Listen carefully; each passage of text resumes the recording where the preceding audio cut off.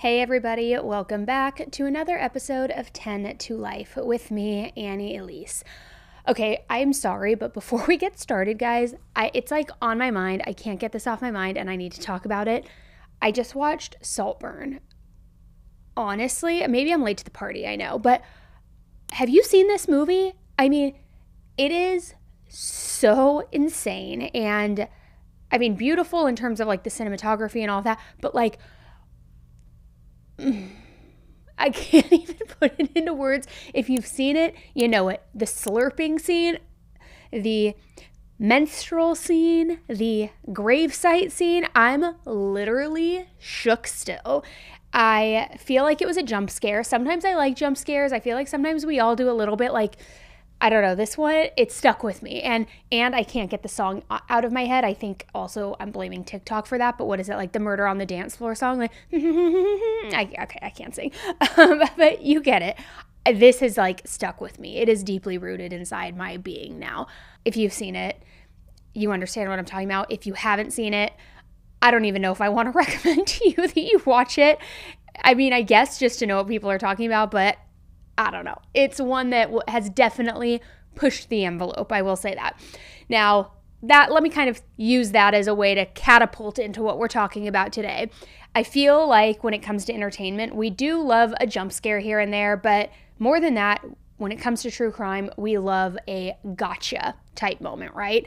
If you've ever watched fictional crime shows, you know what I'm talking about. It's like the criminal is confronted with the evidence that proves them guilty and the jig's up, they're busted, and then they kind of crumble as they realize that they've been caught. And sometimes they even blurt out a confession.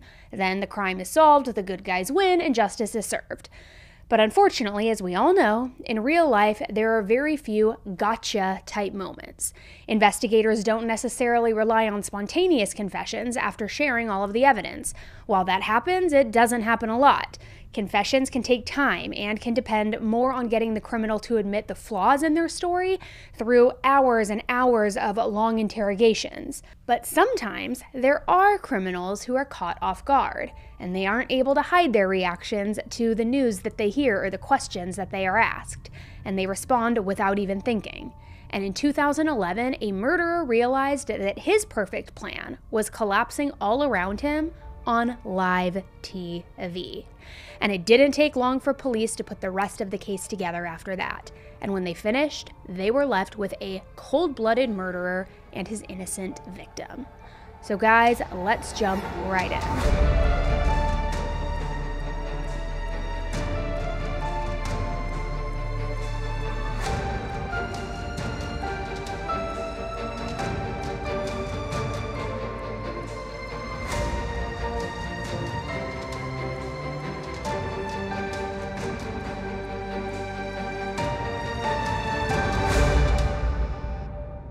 Hey guys, so it is almost 7 o'clock, which means it is time for me to start my night routine, and I'm gonna bring you along with me because this is like my secret life hack game changer. So every night before I go to sleep, I make a cup of bean dream tea. Some of you may have heard me talk about this before, but let me show you how easy it is.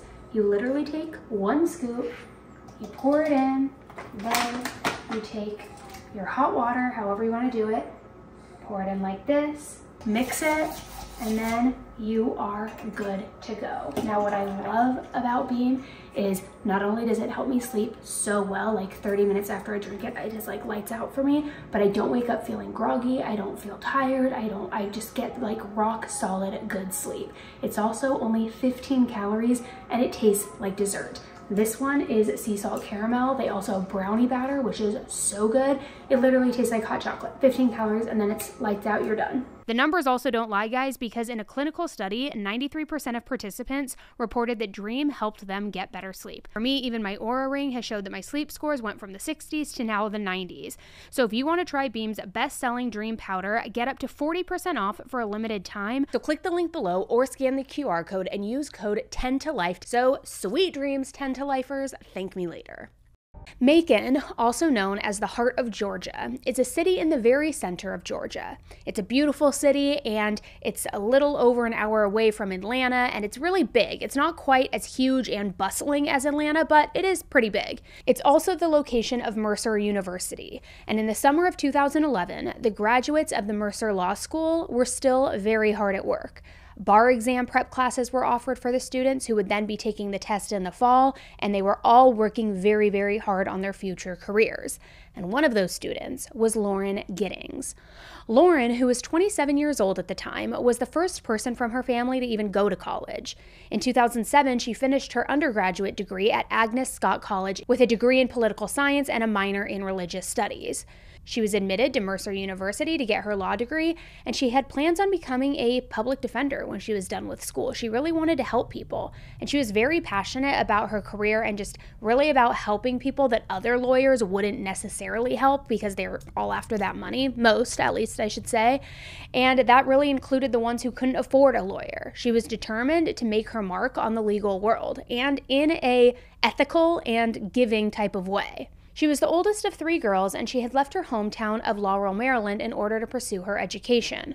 Her parents, Bill and Karen Giddings, were extremely proud of their hardworking and very ambitious daughter, and her 2 sisters, Caitlin and Sarah, were really close with her, and they looked up to her. She was not only their older sister, but just a really great human. She was kind, she was beautiful, but she was also very down to earth and very smart.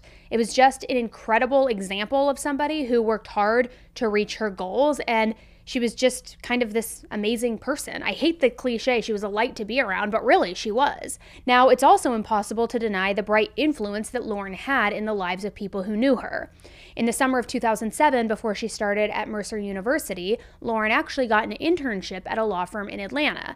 Now, while she was there, she insisted on what she called Pink Wednesdays, where everybody was required to break away from the drab colors of the corporate world and lighten it up a little bit by wearing pink. Think about it like Mean Girls, like was it Wednesdays? I think it was. On Wednesdays, we wear pink, or like whatever the rule was. She just really wanted to liven things up and kind of take a little bit of that with her into the work world.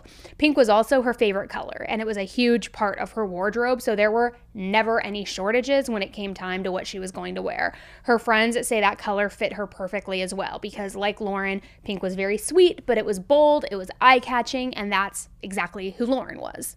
Now, if you're thinking, oh, this beautiful, bubbly girl in pink, it's kind of like Mean Girls, you also might be thinking about Elle Woods, and you might have heard the term law school like it's hard, and immediately thought of Reese Witherspoon's playing Elle Woods in Legally Blonde.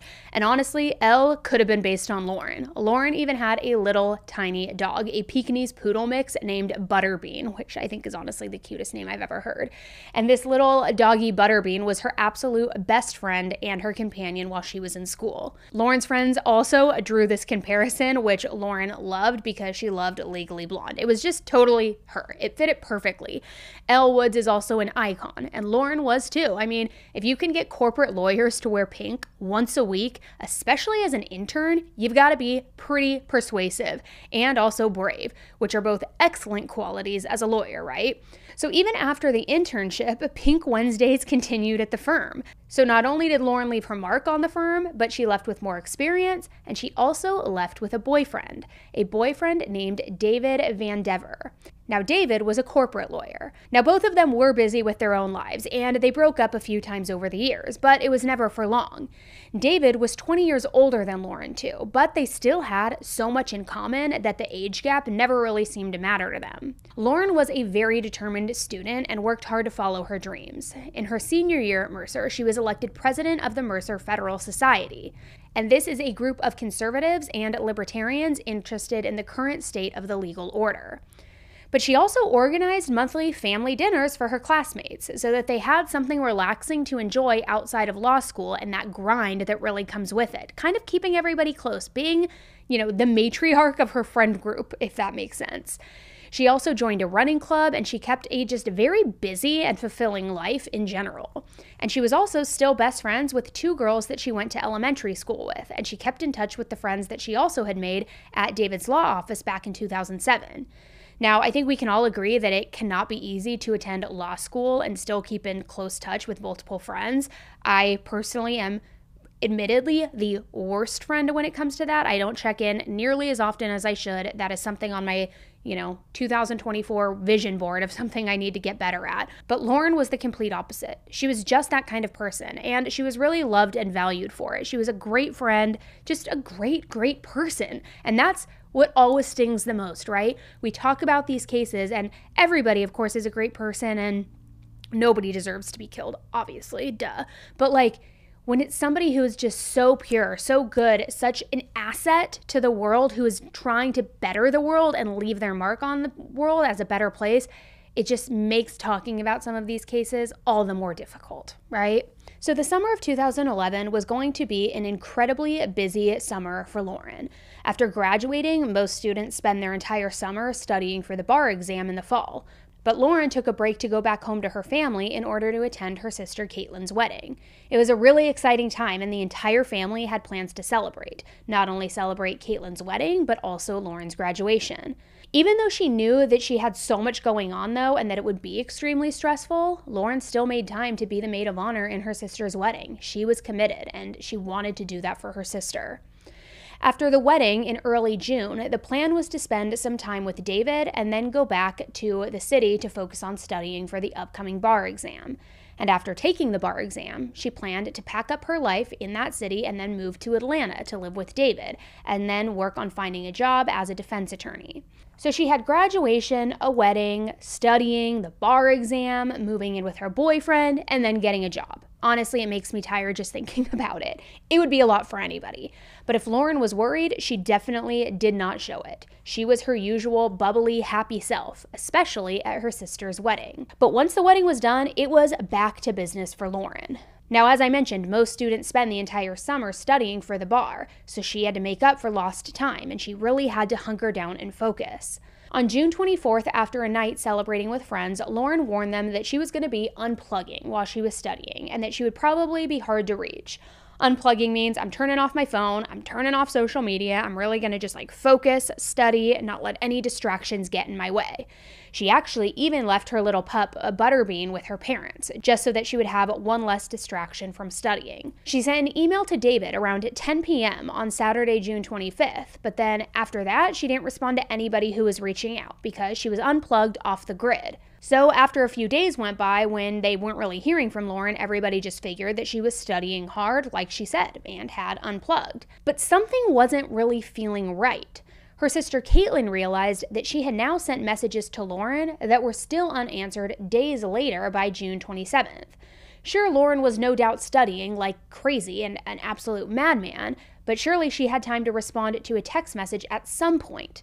So Caitlin decided she was going to call her, but then the call went straight to voicemail. On June 29th, one of Lauren's childhood best friends had also reached out to Caitlin and to her family asking if they had heard from Lauren, because she hadn't, and they hadn't. So Caitlin reached out to some of Lauren's other friends, and they hadn't heard from her either. Caitlin's new husband, Dan, called David, the boyfriend, who hadn't heard from Lauren either since the email on the 25th. Now, David hadn't been especially worried because they were both busy and they didn't necessarily talk every day, but he also couldn't reach Lauren. So with everybody saying now that they hadn't heard from her, couldn't connect with her, couldn't get in touch with her, Caitlin, her sister, reached out to her dad, who then immediately drove down to the city in Georgia to report Lauren as missing. So Caitlin called the Macon police to do the same thing, and she also called a friend of Lauren's named Ashley Morehouse, and she asked her to check on Lauren at her apartment. So Ashley and another friend went to Lauren's apartment at Barristers Hall Apartments, and this was around 1 a.m. on June 30th now. Lauren's car was in the parking lot, but nobody answered the door. Now, Ashley knew where the spare key was, so she unlocked Lauren's apartment and she went inside. There, they found her keys, her phone, and her purse, but Lauren wasn't there. There was also no sign of a break-in. There was no sign of a struggle. It was almost like Lauren walked out of the door and just disappeared without taking any of her belongings with her. So the friends reached out to the police to report her missing as well. Now, as this was all going on, her boyfriend David also headed to Macon from Atlanta, driving with a few of Lauren's friends who worked at his law firm. Lauren's mom bought tickets for a flight that day as well.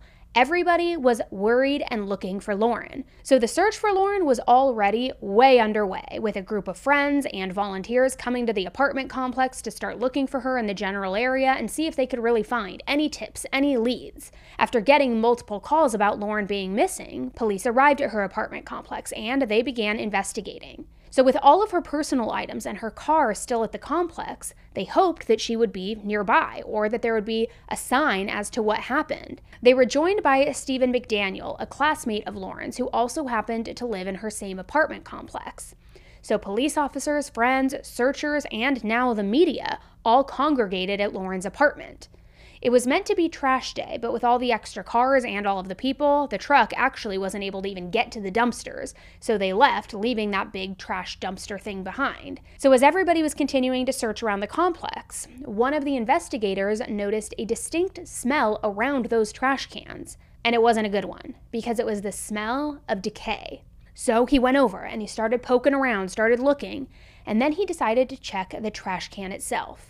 And that is when he found a female torso, and the torso was wrapped in plastic. Now, obviously, it was chaotic and very confusing, to say the least. They didn't have a full identification on the torso yet, but police had made this horrible discovery, and the odds were pretty good that it was most likely Lauren.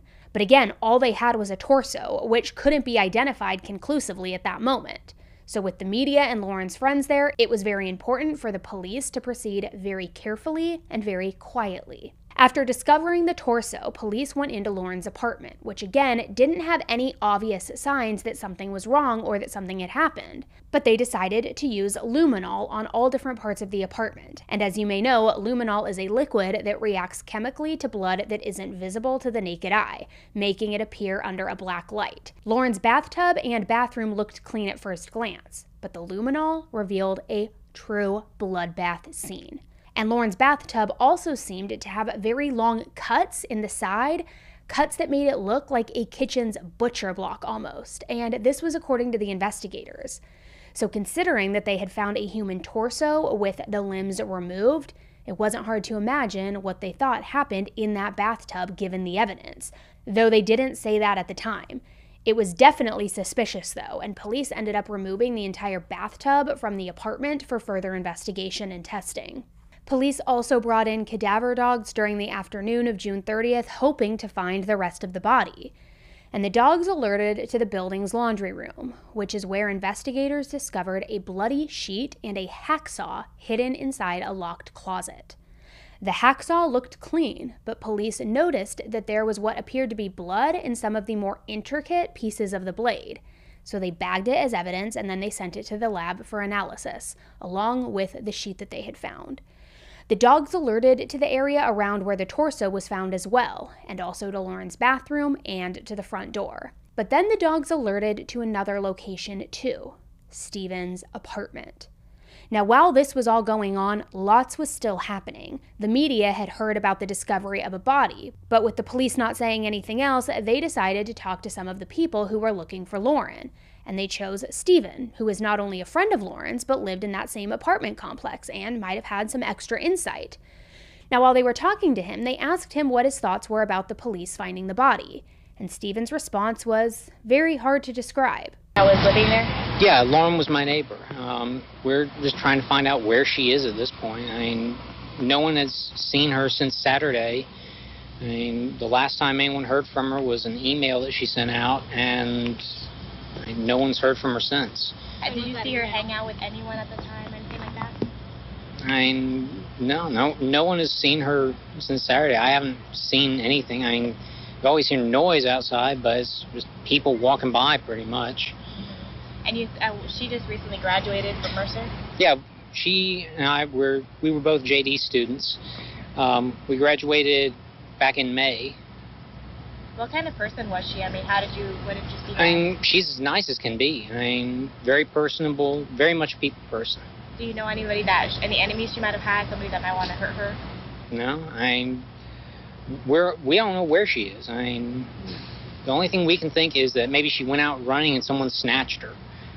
Because I mean, we went over. One of her friends had a key. We went inside and tried to see if there was anything amiss, but I mean, she had a door jamb that was sitting right by it, so there was no sign that anyone broke in. I mean, the door was locked when everyone got here. I mean, we just don't know where she is.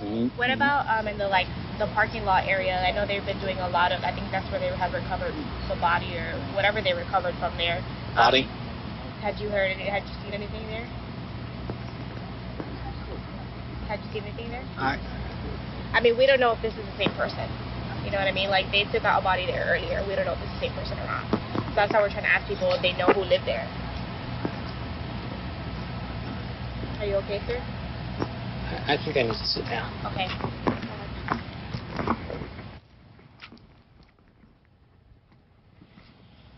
Yeah, it's a lot to take in, and like with all bad news, there's not really a right or wrong way to react. I mean, who can possibly predict what they would do when they would receive news like that, right? But people who saw the interview did take note of Stephen's alarming reaction, and that included the police who watched it. So the torso was tested against DNA from a hairbrush of Lauren's, and also from DNA from her parents, and then the worst was confirmed. The torso did belong to Lauren. So now this missing persons case had become a full-blown murder investigation. Tests also confirmed that the blood on the hacksaw and the sheet belonged to Lauren as well. So with the evidence that they had been gathering, police then went to everyone who lived in the building and asked them for access to their apartments. And everyone was quick to invite the police in. Everybody except Stephen. Now, like Lauren, Stephen had just graduated from law school and was also preparing to take the bar exam. So it made sense that a recently graduated law student would know what his rights are more than the average man. But for someone who reacted so strongly to the news of a body when his friend was missing, you would kind of think that he would be falling all over himself to help the investigators, right? I mean, it was definitely a little suspicious, and maybe that's why he eventually did cave and allowed the police to access his apartment. So police entered his apartment, and they found an apartment that was stocked with supplies. You see, it turns out that Stephen was a bit of a hoarder, and he had all sorts of collections, including food, empty bottles, guns, swords, and even medieval armor, which is definitely interesting, but obviously not a crime. What he also had, however, were master keys to all of the rooms, and also a key to Lauren's place. So when police questioned him, he admitted that he had used the keys to break into 2 students' rooms, and during that break-in, he stole condoms, of all things. I mean, kind of bizarre, right? So police had cadaver dog evidence, and now this master key, which included a way for Stephen to access Lauren's apartment. So they continued searching, and that's when they found packaging for a hacksaw. Packaging that matched the bloody hacksaw that had been found in the laundry room of the complex. And not only that, but more searching uncovered a crumpled pair of women's underwear that was inside one of his dresser drawers. Now, the detail of women's underwear being found did check out with what Stephen mentioned in his TV interview and with what Lauren had been telling her family and her friends in the weeks leading up to her murder, that somebody was following her. She told her sisters that she had the feeling that sometimes things in her apartment were moved, just slightly, but not enough for her to be sure, but it was enough that she was a little creeped out by it. She felt like somebody was watching her, and even said that somebody had tried to break into her apartment a few days before her murder, although she blamed that on what she called the Macon hoodlums. She even bought a burglar bar, which is a device that you can use to physically block your door on the inside to keep it from being opened. Despite that, her concerns, though, remained, and now a pair of her underwear is discovered in Stephen's apartment, along with condoms that he took from 2 other apartments. Now, personally, that creeps me out more than if he just came in and took my TV or something like that. Breaking in to steal stuff is way less unsettling than breaking in just because you can. So the evidence was starting to pile up, and it was all pointing toward Stephen. It seemed like he had something to do with what happened to Lauren at this point. But in those first few hours, they didn't have the test results or the DNA evidence. They just had a lot of circumstantial evidence. But then on June 30th and July 1st, they were getting and executing warrants for Stephen's apartment and his car. So even though everything was pretty circumstantial at this point, they did, however, have Stephen admitting to burglary, so they brought him in for questioning. And during that time, he was asked questions about Lauren. He was interviewed for 12 hours, but he didn't have much to say. And here's just a sample of what those 12 hours consisted of. All right, brother. right. I just got to ask you a few more questions. Okay. You came down earlier tonight. Me and you talked. All right. You don't have any weapons on you, do you? No. That's just you are. What's wrong? You know I'm Detective Patterson, right? Yes. Do you remember? Put your hands up here. You remember us talking Yes. earlier tonight? Right? Yes. You remember me earlier in the day? Yes. When we came down here and talked a little bit and then we left? Yes. Okay. I need to know about this girl right here. You know her? Yes. Who is that? Lauren Giddings. Does she live next door to you? Yes. When's the last time you seen her? 2 or 3 weeks ago. Okay. Was you friends with Lauren? Yes. Look at me when you talk to me, son. Okay? Was you friends with her? Yes. Close friends? We were good. I mean, friends. y'all were friends, right? Both of Yes. y'all are law students. You're studying to be an attorney, right? Yes. What kind of law do you want to go into? Criminal law? Yes. Civil? Is that what you want to do for a living? Yes. Okay. Are you almost finished? Yes. Okay. So you don't have too much more to do, right? No. All right. Are you going to stay here in Macon? I don't know. Did you used to work at the district attorney's office in Macon? Yes. Was you on the prosecutor side or the defense side? Prosecutor. So you were on our side. Yes. Right. You never worked on the other side? No. Did you like it when you were down there? Yes. Got along with everybody? Yes. Okay. And you've lived next to Lauren for a long time? Yes. Okay. Do you know where she's at tonight? No. Lots of no's and yeses and I don't knows, but not much else. I imagine his lawyer professors would be proud of the way that he actually refused to answer anything, but at some point during the interrogation, the police asked him to take off his shirt, and then they photographed what looked like fresh scratch marks on his torso. He didn't have an explanation for where the scratches came from, but without Lauren's hand to check for DNA, it would still be hard to prove one way or another. Still, it was suspicious, but it was clear that Stephen knew what he was doing during the interview. He was agitating the hell out of the detectives and clearly trying to break them down with his one-word answers as well. Do you realize how you're talking right now? Does it not feel weird to you? No. Would you say that this is how you talk all the time? I don't understand. You're just not expressing yourself at all. Everything's with you is yes, no, I don't remember, I don't understand. You can't help me out with anything. There's nothing you can tell me to help me about this beautiful girl right here, Stephen. That was your friend. Nothing. You gonna let things go down like this? I don't know what you want. I want the truth, Stephen. I don't know where she is. Let me ask you this. I truly believe you don't know where she is right now. Where was she yesterday? I don't know. Liar.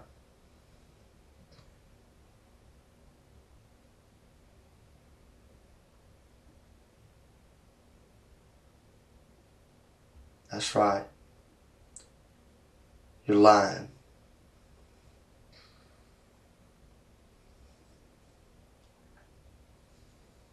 Why are you lying, Stephen? I'm not lying. Yes, you are lying. How long are you going to continue to do it? She's got a mother and a father and a family out there that is sick over everything. Where's their little girl, Stephen? I don't know. Stephen, you know. Where? I don't know. Stephen. You're going to look at this right here, this little girl right here, and you're going to say you don't know? I know you know. I don't know. Yes, you know. What are you going to say tomorrow when I say we got your hair with the body? What are you going to say to me then? Because you know, like I go like that. Look at my hair. That's how easy it falls out. Look at all that on your head. You don't think none fell out? It did. It did, Stephen. We just wanted to give you an opportunity to tell it. So you didn't look like a monster at the end. Because you know what? I don't believe that you're a monster, Stephen. I believe that you're a good guy. You've been picked on. Girls didn't show you the respect that you deserved. You did something stupid. And I believe you feel bad about it. And that's why you're all freaked out right now. But I'm giving you the opportunity to get right. I'm giving you an opportunity to show everybody you're not a monster. That you feel bad about what happened. Your hair is there, man. Your hair is there. We got your hair with the body. How's that, Stephen? I don't know. Yes, you do know. Yes, you do know, Stephen. That's right, buddy. See that?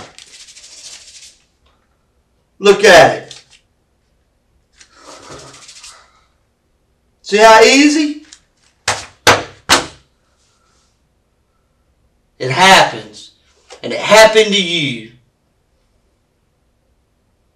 Why, Stephen? I don't understand. Oh, you understand? You understand exactly what I'm saying. See this stuff right here, your hair? Yeah, it fell out of your head when you was moving the body, Stephen.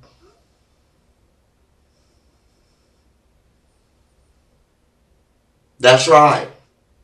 Do you remember moving the body? No. Yes, you do, Stephen. Why, man? What happened? Why? Tell me, bud. I didn't do it. Yes, you did, Stephen. Your hair's with the body. Quit lying. We want you to tell it so that way people will understand you're not a monster. Things just, you got out of control. It's a sickness. Why'd you do it, Stephen? Now, by the end of it, it was clear that they were just done with him. I didn't do anything. Well, that's what you say. That's what you say. Stick to your story. Because it's over. We're tired of talking to you. Okay. We know you killed her. We know you put her body in the trash can. Simple as that. The news media knows it. Glenda knows it, your mother. Your sister knows it. Your sister's husband knows it. The one that used to beat your sister. He knows it. You know what he said? He said he's a crazy motherfucker is what he said when I called him. That's your own family calling you crazy. Your own family said you're crazy.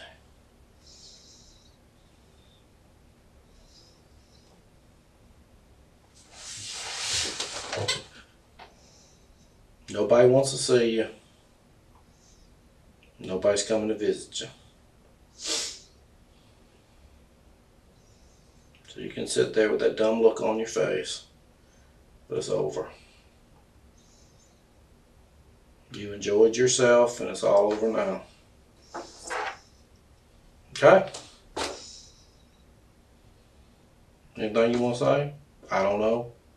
I didn't do anything. Well, that's what you say. But I'm telling you, you did. Okay?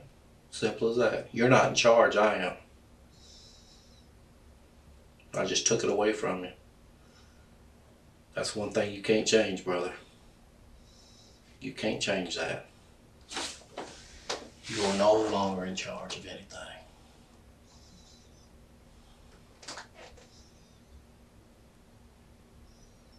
Okay? You understand that?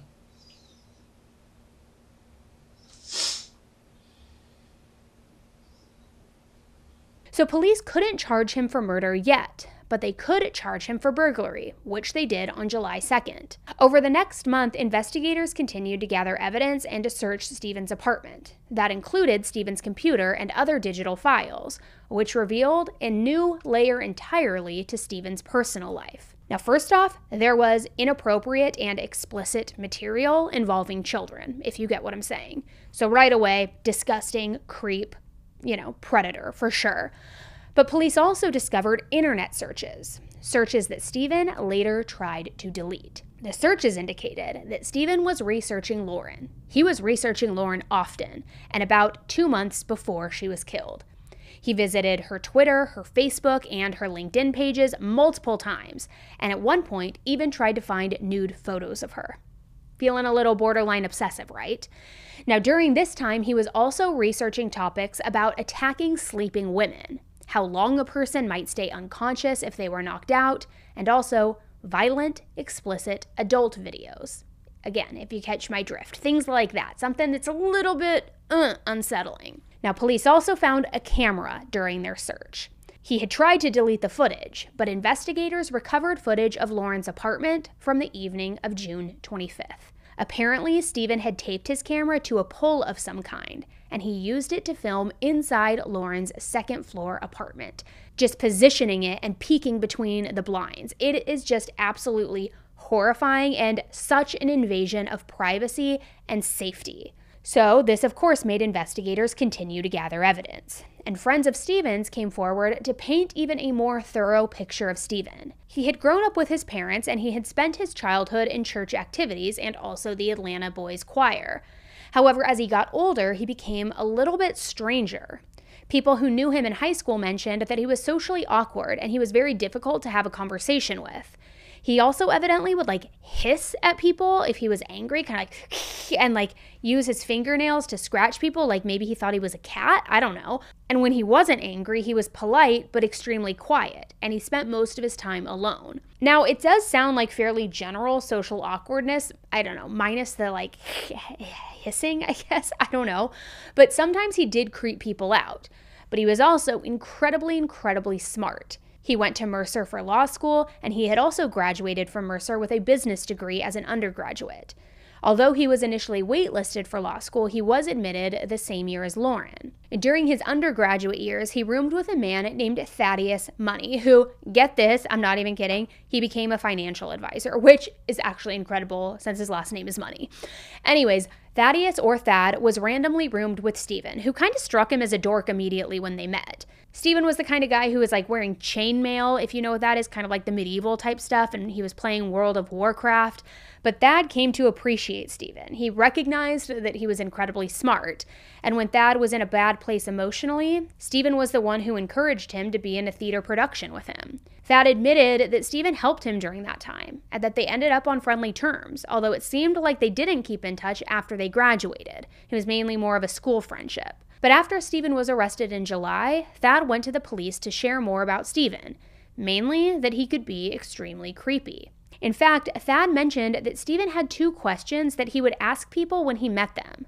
The first question was, what would you do in the event of a zombie apocalypse? Which is kind of a fun icebreaker, I guess, because so many people are fascinated with that, but it sounded like Stephen took the answer pretty seriously.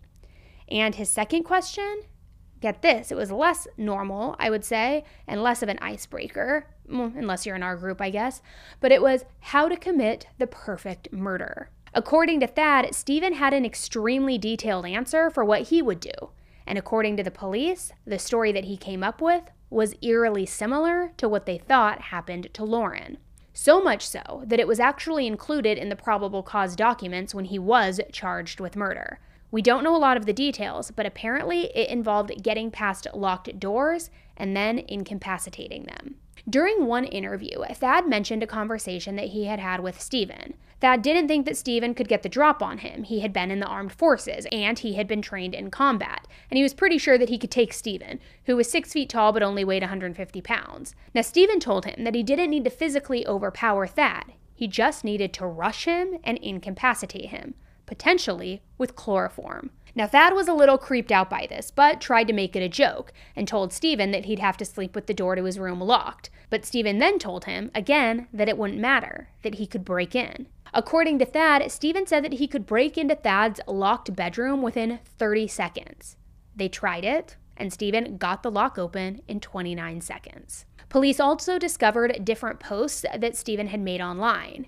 In them, he detailed how desensitized he had become to violence. He also posted about the movies Grotesque and The Girl Next Door, not the Girl Next Door one where they go to high school and she's an adult film star, but like the horror movie. Both movies included extremely graphic scenes of violence, but Stephen described them as not even having much of an effect on him. Another interesting post detailed a hypothetical situation about how he would handle a group of religious protesters planning to attend the funeral of a serviceman, the brother of one of his form friends. Now, these are some of the things that he wrote. First, after he attacked and killed everyone, I would sit on the ground with my gun several paces away from me, just rock back and forward on the ground, eyes wide and blank. Afterwards, I'd remain in this state for at least a day. No talking, no communication, blank, unfocused stares. I do not fall asleep either. Eventually, when some new stimulus is introduced, a family member I haven't seen, a picture of my brother or something like that, I shake my head from side to side. I blink rapidly, and I look around in a panicked manner, asking where I am, what's going on, if my family's okay, why I'm there. And when they ask, I would say I had no memory of anything that happened after I arrived at the service. Of course, all of this is hypothetical. Now, does that sound familiar? Because it's not too different from how he acted during his police interrogation, right? He didn't remain silent, but his effect was flat and emotionless, and he barely moved during the time that he was questioned. He never rose to whatever bait the police used, and no matter how frustrated the police became, he just stayed frozen and robotic. It just reminds me of how he described this scene to be. Not exactly, of course, but pretty similar. So he goes on to write that as long as he stuck to his story, he would be able to avoid a jail sentence. Which seems like wishful thinking because it's incredibly hard to be found not guilty by reason of insanity, but I guess dream big, I don't know. So police also found evidence that between April and June of 2011, Stephen shopped at Walmart and Target, and there he had purchased bleach, scissors, fishing equipment, flashlights, latex gloves, allergy medicine, and rain ponchos, all at different times. Police couldn't comment on if any of these purchases had any bearing to the case, but anyone with a passing interest in crime could probably guess why they would be interested in some of those purchases, especially because Stephen's search history already indicated that he was looking into Lauren fairly regularly during this time period while he bought all of these things. Now here's the thing, any of these individual pieces do not necessarily point to Stephen being a murderer. The anonymity of the internet means that people say things online that they wouldn't say in person, including potential crimes that they might commit. So buying suspicious items, and I use that term very loosely, from stores over the course of a few months also isn't illegal. Being socially awkward or interested in graphically violent media doesn't make you a monster.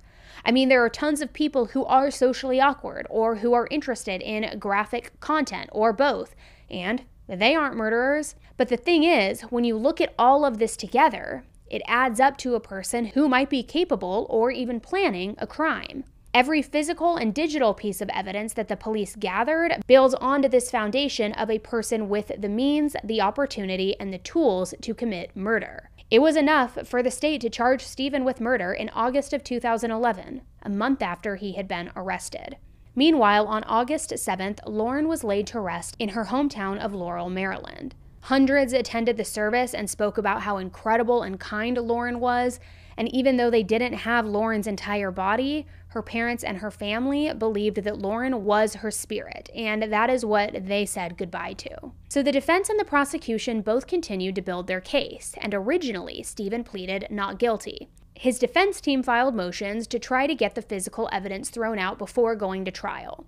This included the cadaver dog evidence, the multiple searches of his car, and also his apartment, and pretty much any and all pieces of evidence that the police had collected. Things were especially complicated because the judge who originally signed the search warrants had actually worked with Stephen. Stephen was a court clerk and worked over 100 hours over a 4-month period for this judge, for Judge Ennis, who signed those search warrants. So Stephen's lawyers tried to argue that the judge couldn't be impartial based on their history, and therefore any evidence that the police had gathered needed to be thrown out. Now, Stephen's dad and mom, Mark and Glenda, were also very vocal supporters of their son, and they believed wholeheartedly that he was innocent. Glenda spoke publicly about the fact that Stephen had caught a man lurking outside of Lauren's apartment around midnight just a few days before she was murdered, which seems pretty convenient, if you ask me, but also worth investigating. Glenda strongly felt that the police or this mysterious man was now framing Stephen for Lauren's murder.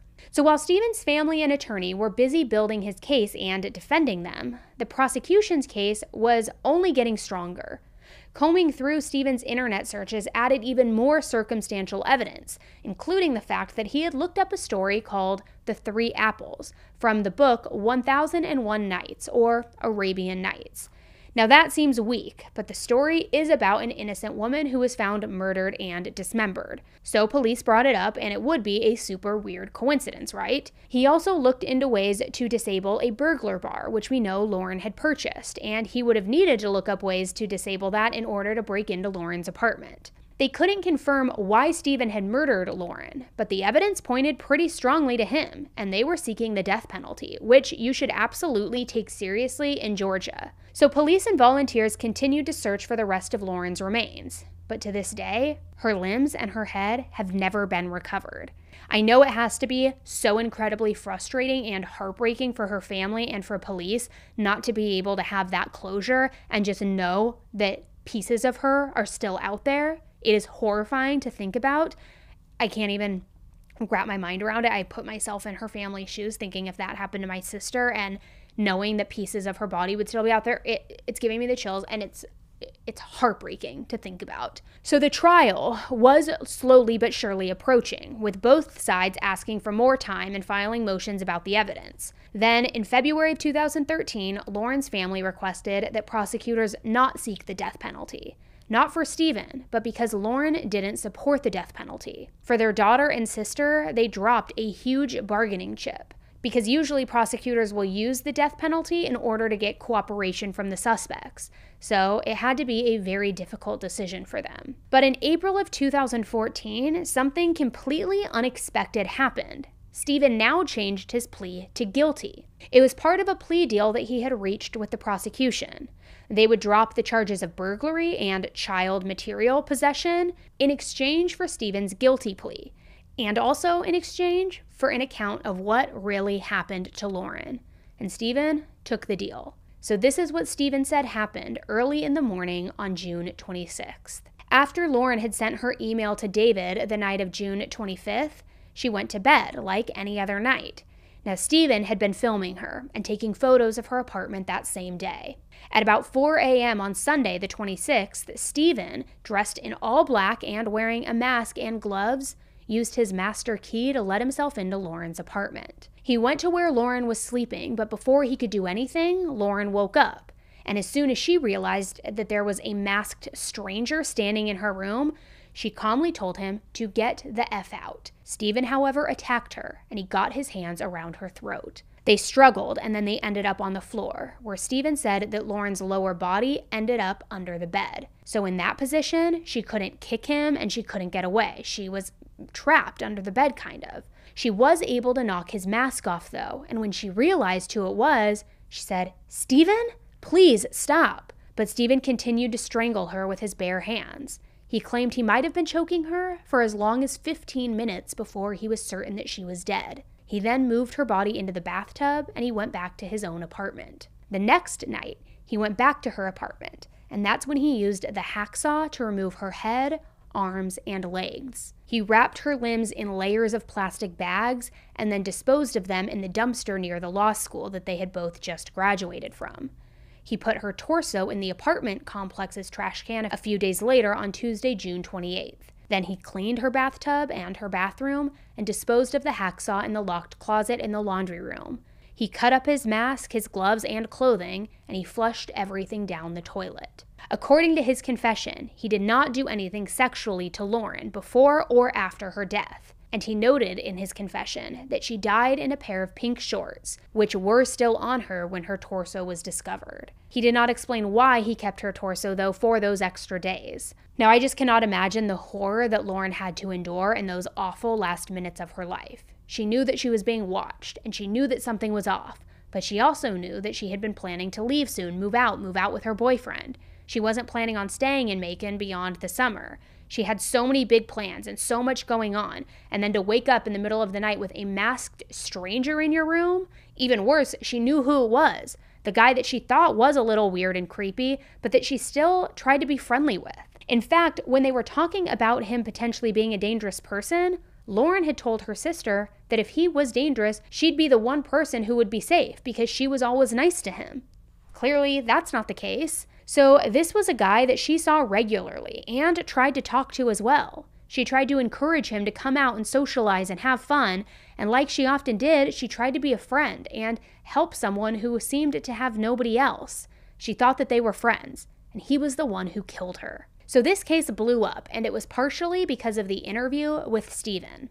After he confessed, people watched and rewatched that video of him learning in real time that a body had been discovered. And with it, his crime had been discovered. It was one of those real-life gotcha-type moments, and his odd behavior now had a sinister explanation. The interview isn't the only thing that made this case stand out, though. Before he took the plea deal, Stephen was nearly presented with the perfect opportunity to escape any sort of responsibility. In their first indictment, the prosecution wrote that Stephen committed murder, quote, including decapitation of said victim. Now, the wording indicated that Lauren was alive when her head was removed, which meant that the prosecution would have to prove that Lauren was alive during a trial, if that had happened. Now, since they couldn't, if the trial had gone forward, Stephen's lawyers could have won just by proving that she wasn't alive when her head was removed, which is really insane to imagine that a single sentence in a legal document could have ruined the prosecution's entire case. So with Stephen's plea deal, he was sentenced to 30 years to life in prison with the possibility of parole. He won't be eligible until 2041, which is closer than I am comfortable even thinking about, but it seems unlikely that he will ever be released, just based on the viciousness of the crime. Lauren's family hates to consider that possibility, or that it is even a possibility remotely, but they're just trying to move forward one day at a time. In Stephen's confession, he didn't give a reason for his crime. He claimed that he was in a delusional state after killing Lauren, and that a part of him believed that she was still alive, and he might be able to find her. He recognized that he committed the crime, but couldn't explain why he did it. He also said that he grieved Lauren's death every day, and he understands that he does not deserve the forgiveness of Lauren's family, which is an absolute understatement. Now, unless Stephen gets more honest, we will probably never know exactly why he killed Lauren. But there have been theories put forth. First off, of course, is the fact that he had been talking about his perfect murder for years. After all, he had a plan to get away with it, and he had even considered how he should act after a murder so that he wouldn't go to jail. And listening to Thad talk about their conversations, it seemed like he put a lot of thought into the whole thing. He was also incredibly smart, and might have thought that he was smart enough to commit the perfect crime. I mean, it's happened before where people think that they are smart enough to murder somebody and escape. In Enter Brian Koberger, allegedly. So this is a man who plans, and as everyone has said, was extremely intelligent. But Stephen didn't choose a roommate or a random person to murder. He chose Lauren. Lauren was beautiful, smart, and vivacious, the exact opposite of Stephen, who was quiet, weird, and kind of a loner. And when Lauren was elected the president of the Federalist Society, Stephen was her vice president. They had classes together, and they lived close to each other. Stephen looked her up online multiple times. He filmed her home and also stole her underwear. He was interested in her and had asked her out more than once, but she turned him down every time. So I'm sure he knew that Lauren would be leaving after the bar exam, and he knew that they wouldn't be keeping in touch. She was about to leave his life permanently, no less with her boyfriend. So personally, I imagine it was a combination of those two motives, and maybe even others that Stephen can't explain himself. But the reasons don't even matter so much, because what matters is that Stephen killed a woman whose only crime was that she was nice to him. She had goals, she had plans, and Stephen snatched them away from her. Whether it was a crime of opportunity or a crime of passion, Stephen stole Lauren. He stole from the people that she wanted to help as a public defender too. He stole her from her friends, her family, and through her boyfriend David, who had actually been secretly planning on proposing to Lauren before the end of the year. So it's been over 10 years since Lauren's murder, but the people who loved her have never forgotten her. There's a pink bench on the Mercer University campus in honor of Lauren, this beautiful and bright girl who loved pink and who was so passionate about the law. Every year to this day, there is also a 5K in Lauren's honor at Mercer University, and Agnes Scott College offers a scholarship in her name. Lauren now also has a niece who is named after her, and she has a bunch of nieces and nephews. And her sisters and her parents make sure to tell this newest generation of the family all about Auntie Lauren. She is not forgotten at all by the people who love her. Meanwhile, with dirtbag Stephen, he has been filing appeals. He wants a new trial, which doesn't make any sense because he pled guilty. But according to him, his rights were violated, and his lawyers gave him bad advice. Apparently, his lawyers have actually said that they honestly believed that he was innocent until he pled guilty. So I'm not sure what advice they gave him that means he deserves a new trial. But in 2018, he did have a hearing to prove his need for a fair trial. And during the hearing, which lasted a couple of days, he represented himself, and he was supported by his parents who sat in the courtroom and watched him argue his points. Entitles me to effective assistance of counsel. Mr. Meaford wasn't. Mr. Hope wasn't. Stephen knew what he was doing with his law degree, or so he thought he did, actually. He brought up witnesses to question on the stand, and one of those witnesses was the county chief's assistant district attorney, Nancy Scott Malcor. He spent lots of time going over every detail of the case with her and questioning her at every step of the way. He also brought up his own attorney and waived attorney-client privilege, which allowed the attorney to speak on the case. That up until the last couple of weeks of your case, I was strongly in your corner. But this computer evidence that came in from the GBI, the fact that you peeping in this Giddings apartment. That was very important.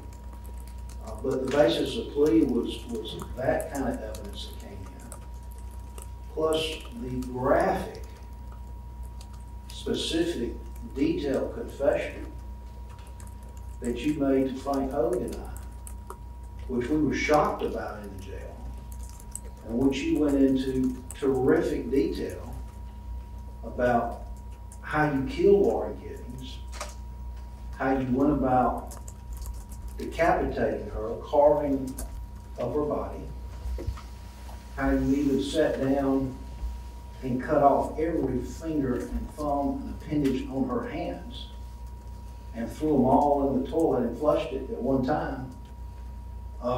And then combine that with the searches on the internet, the fact that you had done searches about having sex with dead people, things of that nature.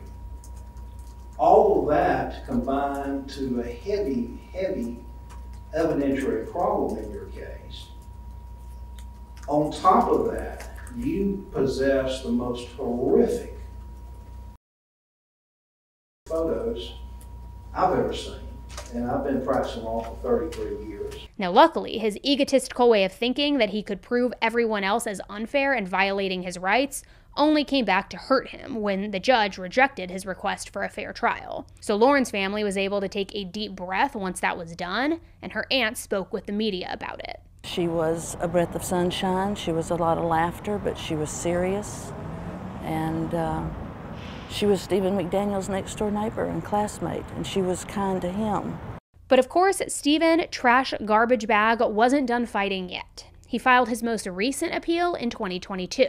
But in January of 2023, a Georgia Supreme Court judge denied his appeal because he was too late submitting his appeal. So now it is over. Stephen blames the court for not giving him an extension, but honestly, it's like, dude, give it up. You lost. Game over. Try again next time. Actually, don't try again. Please don't try again. It's honestly just confusing that he confessed to the crime, gave details, gory details about what happened, and yet now he's trying to undo all of that.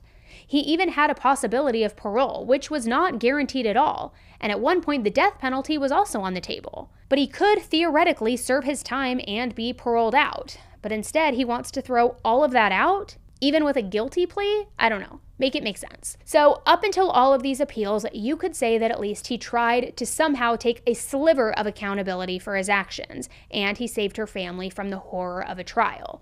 He also told investigators where he dumped her body, all of the other remaining parts. Even if they couldn't find the rest of her remains, they did have the location, so they had some sort of closure knowing where they were, right? But now, he's trying to undo the one good thing he did after murdering and dismembering Lauren. Her family has to live with the knowledge that only part of their daughter has been laid to rest properly, and that's because of Stephen. The fact that he even has a possibility of getting out someday is very upsetting. I mean, personally, I hope that Stephen doesn't ever leave prison. Whatever his motive, I believe his history has shown that he is a danger to others. The fact that he attacked someone who was nice to him, who gave him the benefit of the doubt, despite the fact that he had this history of being inappropriate and creepy, just makes his crime even worse to me. And it really just hurts my heart to know that there are people like Lauren who tried to be kind, who tried to leave their mark on the world and help others, and they were almost punished for it. Lauren Giddings was a warm, kind person who should have been able to get married, have an amazing career, maybe even have children one day. She should have grown old with her sisters and with her parents and continued to inspire others to wear pink and take life a little less seriously. Her family has mentioned how hard it is to realize that for them, Lauren will always be 27 years old, no matter how much time passes. But the people who love and remember Lauren are determined to live while keeping her memory alive, because that is what Lauren would have wanted. It is just a beyond extremely heartbreaking case any way you look at it, and I appreciate so much that you listened to Lauren's story and listened to what happened to her and what she was put through by this monster, Stephen. I know it's probably very unlikely and slim to none that they will ever recover the rest of Lauren's remains, but I truly hope that by some miracle they are, so that they can lay her complete body to rest. Thank you so much for tuning in to Lauren's case. If you want to make sure that you don't miss any more deep dive cases like this, make sure if you're not subscribed to the channel, you are subscribed. And YouTube has kind of been doing a funny thing where they are, again, unsubscribing people without them knowing. So if you think you're subscribed, just double check really quick, hit the subscribe button. Again, it's totally free, guys, totally free. It'll just make sure that if you log into YouTube, you'll see if I posted any new cases so that you don't miss any of these videos. All right, guys, thank you again. And until the next case, please stay safe. And do or don't watch Saltburn. I don't know. I still can't decide if I want to give that a recommendation or not. All right, guys, stay safe. Bye.